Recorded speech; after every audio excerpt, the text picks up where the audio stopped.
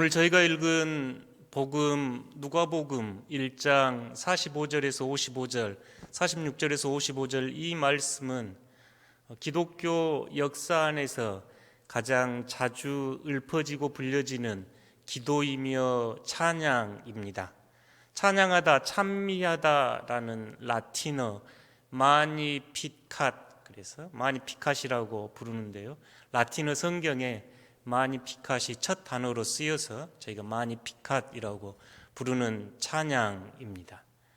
동방교회는 아침에 이 기도로 찬양을 드렸고, 서방교회는 저녁에 저녁 기도에 이 마니피캇으로 하나님께 기도를 드렸습니다. 저희 대림절 이 성탄 시즌에는 세바스찬 바하의 마니피캇이라고 하는 유명한 명곡을 음악가들은 듣기도 하는 배경이 이 누가복음 1장에 나와 있는 마리아 찬가입니다. 왜 많은 그리스도인들은 또 많은 음악가들은 이 찬가를 그렇게 좋아했을까요? 왜 대림절에 저희는 이 마리아의 찬가를 늘 묵상하며 함께 말씀을 새겨보는 시간을 갖게 되었을까요? 가장 큰 첫째 이유는 오시는 주님을 기다리고 사모하는 이들의 노래였기 때문에 그렇습니다. 주님이 우리에게 다가오심을 기다리며 주님의 탄생을 소망하는 이들은 이 마니피캇 마리아 찬가를 통해서 주님의 오심을 갈망하고 소망했기 때문이지요. 두 번째 이유는 오늘 말씀을 저희가 보다 깊이 초대해야 하는 내용인데요. 우리 안에 하나님의 탄생, 우리 안에, 우리 영혼 안에 그리스도의 탄생이라는 주제가 이 마니피캇 안에 들어 있습니다.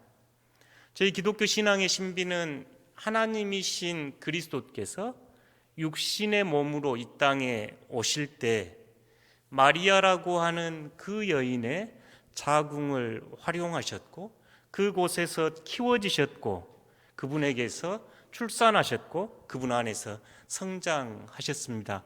매우 유이례적이고 역사적이고 신비로운 사건이 마리아와 함께 진행이 되었지요. 그래서 그리스도인들은 이 대림의 계절, 성탄의 계절에 우리에게도 마리아처럼 주님께서 오셔서 우리의 영혼 안에, 우리의 몸 안에 탄생하기를 소망하며 우리 안에서 출산하기를 소망하는 기도를 이 마니피캇이라는 찬양을 통해서 올려드렸습니다. 우리의 영혼 안에 주님께서 탄생하신다, 우리 안에 그리스도께서 탄생하신다, 이 언어가 조금 낯설 수 있습니다만 성경 안에서 하나님의 자녀라든지 사랑받는 아들이라든지 이런 언어들은 우리 영혼 안에 탄생하실 그리스도에 대한 표현들입니다. 예를 들어 요한복음 1장과 고린도 후서 4장을 저희가 함께 읽어보면서 이 이야기를 조금 더 나눠보고 싶은데요. 요한복음 1장 12절 13절 함께 읽겠습니다. 영접하는 자 곧 그 이름을 믿는 자들에게는 하나님의 자녀가 되는 권세를 주셨으니 이는 혈통으로나 육정으로나 사람의 뜻으로 나지 아니하고 오직 하나님께로부터 난 자들이니라. 아멘. 사도 요한은 여러분은 하나님의 자녀입니다. 요한 1서 3장 1절에서도 하는 이야기인데요. 여러분은 하나님의 자녀인데 사람의 욕정이나 혈통으로 나지 않고 오로지 하나님의 은혜로 하나님의 자녀가 되었습니다 하고 노래합니다. 바울은 고린도 후서 4장 7절에서 이야기합니다. 함께 읽겠습니다. 우리가 이 보배를 질그릇에 가졌으니 이는 심히 큰 능력은 하나님께 있고 우리에게 있지 아니함을 알게 하려 함이라. 아멘. 이 보배는 예수 그리스도이고 질그릇은 우리입니다. 우리 안에 이 보배 예수 그리스도를 가졌으니 이것은 하나님의 능력에 있고 우리에게 있지 않습니다 하고 바울은 고백합니다. 자주 저희가 인용할 수 있는 성경 갈라디아서 2장 20절에서 그래서 바울은 이제 여러분이 사는 것이 아니고 여러분 안에 그리스도께서 사십니다. 여러분 안에 사시는 분은 그리스도입니다. 이 언어들을 이제 중세 신비가들은 우리 안에 탄생하시는 그리스도 이렇게 표현하기 시작했습니다. 하나님이 마리아를 통해서 예수 그리스도를 이 땅에 탄생시키셨듯이 여전히 하나님은 성령 안에서 우리의 영혼을, 우리를 사용하셔서 그리스도가 이 땅에 태어나게 하시고 여러분을 작은 예수로, 그리스도를 닮은 이들로 하나님의 자녀로 살아가라고 끊임없이 초대하고 계십니다. 대림의 시간, 성탄의 시간은 2000년 전 오실 그 예수를 축복하는 시간일 뿐만 아니라 오늘 여전히 우리와 함께 여러분 안에서 잉태되고 탄생하시고 성장해 가시는 예수 그리스도를 사모하는 시간입니다. 여러분 안에 탄생하실 그 예수 그리스도를 사모하는 이들이 불렀던 노래가 마니피캇, 오늘 읽은 복음입니다.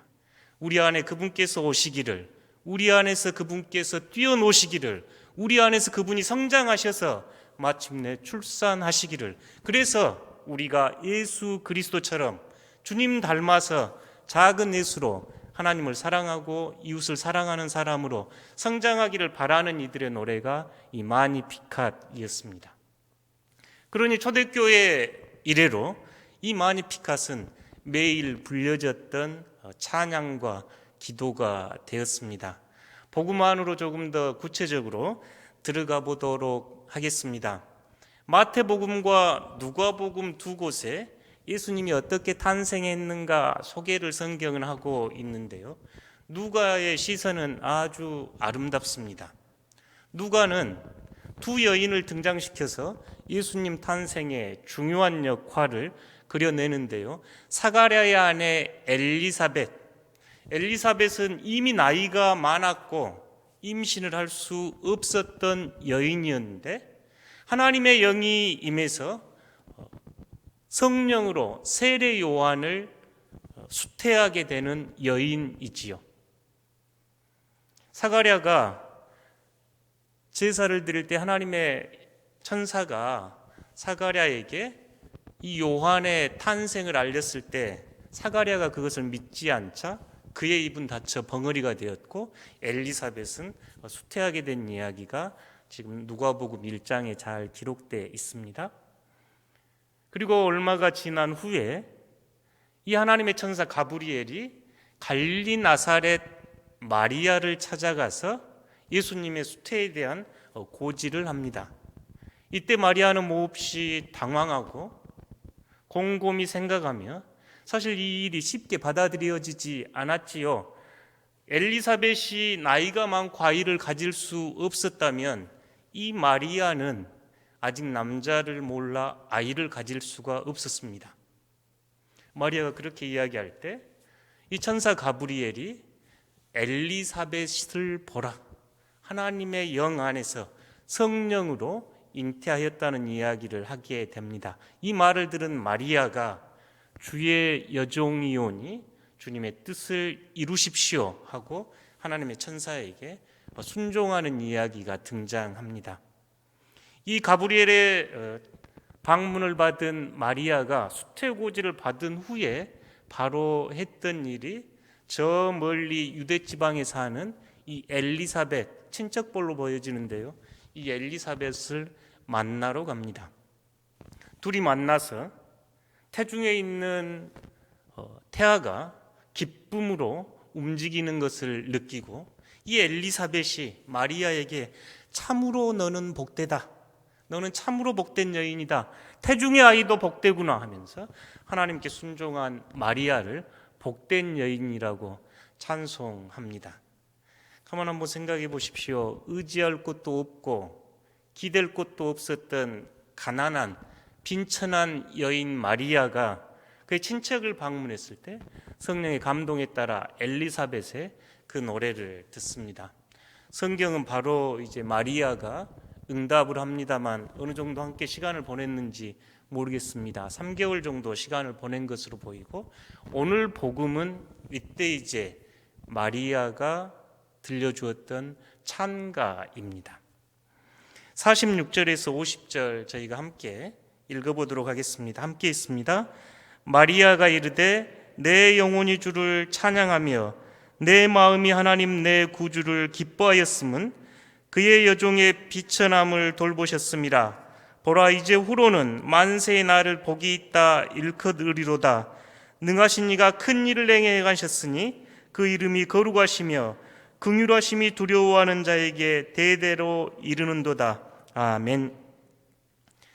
오늘 이 마리아 찬가가 저에게 매우 중요한 것은 주님의 오심을 기다리는 영혼들에게 기쁨이 되는 찬양일 뿐만 아니라 오늘 여전히 이 자리에서 내 안에 주님이 탄생하시기를, 내 안에 주님께서 나를 주님의 터전 삼아서, 못자리 삼아서, 말구유 삼아서 내 안에 그리스도께서 잉태하시기를, 그래서 내 영혼이 마리아처럼 기쁨과 찬양을 올려드리고 내 삶이 조금 더 그리스도를 닮아가기 원하는 이들에게 이 마리아 찬가는 어떤 영혼 위로 하나님께서 그리스도를 탄생시키는가, 잉태시키는가 보여주는 우리에게 매우 소중한 복음입니다. 우리 안에 그리스도께서 탄생하기를 바라신다면 오늘 마리아를 주목해 보십시오. 그녀는 하나님의 아들 예수 그리스도를 잉태하게 되면서 하나님께 찬양과 기쁨의 노래를 불러드립니다. 가만히 생각해 보십시오. 그 어린 마리아가 뜻하지 않는 임신으로 얼마나 불안했겠고 얼마나 두려웠겠고 어디 가서 이야기하지도 못하고 먼 길 친척 찾아가서 겨우 하나님의 역사를 봐야 했던 그녀가 이 기쁨과 감격의 찬양을 올려드립니다. 슬픔이, 두려움이, 불안이, 염려가 기쁨과 찬양으로 지금 마리아 안에서 솟구쳐 올라가고 있습니다. 예수 그리스도를 가슴에 품은 사람들, 그리스도가 그 안에 사는 사람들, 외적인 조건이 불안하고 두렵고 좌절과 실망 속에서도 기쁨과 감격, 하나님을 찬양할 수 있는 사람들입니다. 그래서 소요리문답 제1항에 사람의 제1된 목적은 하나님을 영화롭게 하고 하나님을 기뻐하는 것입니다라고 하는데요. 마리아가 그 모델입니다. 조건이 좋아서가 아니라 예수 그리스도가 그녀의 가슴 안에 탄생하였기에 그녀는 감격의 찬양을 올려드립니다. 마리아의 고백은 어떤 곳에 하나님의 아들 예수 그리스도가 탄생하는 줄 보여주는데요. 48절 함께 읽어보겠습니다. 그의 여종의 비천함을 돌보셨습니다. 보라 이제 후로는 만세 나를 복이 있다 일컬 으리로다. 아멘. 그 여종의 비천함, 저희가 주목해야 될 단어입니다. 마리아가 뭔가 조건을 갖추어서 자격이 있어서 충분해서가 아니라 그녀의 비천함, 그녀의 겸손함, 그녀의 자기 비움 안으로 하나님의 아들 예수 그리스도께서 잉태하게 되셨습니다. 갈릴리 나사렛, 저 변방 북쪽의 작은 마을입니다. 예루살렘도 아니었고 큰 도시도 아니었지요. 혈통이 좋아서 예루살렘 주변에 살지도 못한 마치 피난민처럼 저 북쪽에 살았던 사람입니다. 그 당시 유대인들은 이 갈릴리 사람들, 나사렛 사람들을 아주 무시했습니다. 자주 외적의 침략을 받다 보니 혈통을 의심받았습니다. 마리아 자체의 이름은 성경 안에서 미리암을 루터가 메리 이렇게 번역하면서 저희가 마리아 이러는데요. 이름 자체가 가난한 여인입니다. 이름만 들어도 출신지만 보아도 보잘것없었고 작고 가난한 여인, 스스로 이 비천한 여종이라고 고백하는 이 마리아의 영혼 위로 주님께서 오셨습니다. 오늘 예수 그리스도의 잉태를 간절히 소망하시는가요? 오늘 나에게 주님께서 오셔서 내 안에서 주님이 탄생하고 성장하여 내가 예수 그리스도를 닮고 작은 예수로 살아가기 원하신가요? 그러면 이 마리아의 낮고 가난한 영혼을 주목하셔야 합니다. 이 비천한 요정을 주님께서 들어 올리셨습니다. 이 일은 내가 한 일이 아니고 권능이 능하신 분, 하나님의 능력으로 거룩하신 분께서, 긍휼이 많으신 분, 자비로우신 분께서 나를 들어 올리셨습니다. 나를 들어 올리시는 방법은 내가 부해지거나 명예나 권력을 갖거나 더 많이 누리는 삶이 아니고 내 안에 예수 그리스도를 잉태하였기에 이것이 복되고 이것이 찬양의 주제입니다. 우리 신앙의 본질로 초대하는 마리아의 고백입니다. 예수 그리스도를 믿고 따르는 것, 저희가 하나님 안에서 성탄과 대림을 다시 사모하는 것, 부와 명예와 권력을 추구하는 것이 아니라 이 가난한 영혼 위로 예수님께서 탄생하기를 바라는 시간이 이 대림절의 시간입니다. 작고 낮고 말구유와 같은 우리의 영혼 위로 예수 그리스도께서 탄생하기를 바라는 시간이 바로 이 대림의 시간입니다.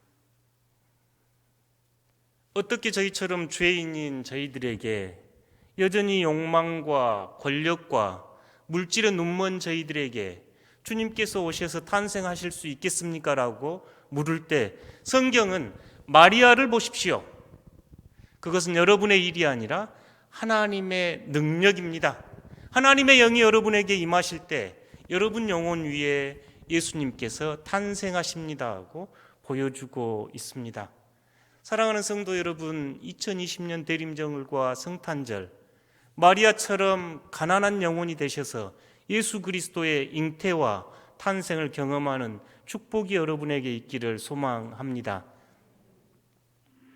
이제 마리아의 고백은 빈천한 여인, 가난한 여인이 예수 그리스도를 잉태하게 되었다면 이런 영혼은 주님의 탄생을 맛보지 못합니다 하고 보여주는 이야기가 51절에서 53절입니다. 그리스도가 탄생할 수 없는 영혼의 자리가 어떤 자리인지 저희 함께 읽어보겠습니다. 그의 팔로 힘을 보이사 마음의 생각이 교만한 자들을 흩으셨고 권세 있는 자를 그 위에서 내리치셨으며 비천한 자를 높이셨고 줄이는 자를 좋은 곳으로 배불리셨으며 부자는 빈손으로 보내셨도다. 아멘. 어쩌신가요? 마리아의 가난한 영혼, 마리아의 비천한 고백과 대조적으로 마음이 교만한 영혼, 권세를 휘두르는 영혼, 부정지감 방법으로 부를 축적한 영혼에는 그리스도께서 탄생할 수 없습니다. 하나님의 시선은 가난하고 줄이고 배고픈 이들에게 있습니다. 하나님은 그의 큰 일, 하나님의 가장 큰 모험, 스스로 인간이 되셔서 육화의 사건을 부와 권력과 명예의 자리에서 구하지 않고 가난하고 배고프고 눈물 짓는 자리에서 그 대업을 이루셨습니다. 여전히 우리의 시선이 어디에 있는지 이 말씀은 우리로 하여금 회개하게 합니다. 오늘 21세기 이 땅에 오시는 예수 그리스도의 자리가 어디인지 우리로 하여금 시선을 두게 합니다. 홀로 슬피 울고 있는 그 자리, 나는 죄인입니다라고 통곡하는 그 자리, 어느 누구도 의지할 수 없는 그 자리, 깨지고 보잘것없는 자리에서 그들과 함께 하나님은 예수 그리스도를 이 땅에 육화시키셨습니다. 마리아의 찬가는 놀랍습니다. 그리고 초대교회 교인들은 이 찬가의 역사적 사건을 경험했습니다. 예루살렘에서 큰 소리쳤던 권세자들, 부유했던 이들, 마음이 교만한 이들이 역사 안에서 흩어졌던 것을 그들은 예루살렘 대성전 멸망 사건으로 경험했습니다. 이것은 여전히 우리에게 큰 교훈이 됩니다. 마음이 교만하고 권세와 부를 늘 추구하는 우리 삶에 예수 그리스도의 진실한 강생은 그 자리가 아닌 가난한 자리, 깨진 자리, 상처 입은 자리, 그 자리에서 소망이 시작됨을 알려주는 복음이기 때문에 그렇습니다. 그리스도가 탄생할 수 없는 영혼은 불행합니다. 아무리 많이 가져도, 많이 배워도, 많이 소유해도 그리스도가 없는 영혼, 불행한 영혼입니다. 자주 인용합니다. 여러분, 몸의 중심이 어디인가요? 덕신교회 성도들은 잘 알고 계실 건데요. 아픈 곳, 이렇게 대답하지요. 아픈 곳이 몸의 중심입니다. 세상의 중심은 어디인가요? 아픈 곳입니다. 교회의 중심은 어디인가요? 아픈 곳입니다. 아파하는 자리, 눈물 있는 자리, 긴 밤 홀로 우는 그 자리에 예수 그리스도께서 탄생하시는 자리입니다. 우리 영혼 저 깊은 곳에서 어느 누구에게도 말하지 못하고 슬퍼하고 아파하는 그 자리에 오늘 밤 주님은 찾아오시는 그 자리입니다. 사랑하는 성도 여러분, 네 번째 대림절을 맞습니다. 네 번째 촛불, 천군 천사들의 기쁨의 촛불을 밝혔습니다. 대림절, 대림, 어드벤트는 기다림을 의미합니다. 오시는 주님을 기다리고 우리 안에 탄생하실 그분을 기다리는 시간이 대림절입니다. 이 영어 어드벤트를 똑같이 쓰는 말 하나가 모험할 때 쓰는 어드벤처입니다. 어드벤처, 영화 제목으로도 있지요. 어드벤트, 이 대림절은 또 다른 모험입니다. 하나님의 가장 큰 모험은 하나님께서 스스로 낮추셔서 사람이 되신 것입니다. 하나님의 가장 큰 모험은 작고 힘없고 연약했던 마리아를 통해서 이 땅으로 육화하시기로 한 결정이었습니다. 하나님은 그 모험을 감행하셨고 마리아는 이에 순종함으로 예수 그리스도 탄생의 산 증인이 되어 복된 여인이라 칭함을 받았습니다. 사랑하는 성도 여러분, 하나님은 이제 여러분의 영혼에 그리스도께서 탄생하시는 모험으로 여러분을 초대합니다. 하나님은 여러분 안에서 성령의 능력으로 그리스도의 영으로 여러분께서 하나님의 자녀로 거듭 태어나기를 이 시간 초대하고 있습니다. 마리아처럼 순종함으로 그리스도의 탄생과 강생의 기쁨을 맛보는 여러분들 되시기를 소망합니다.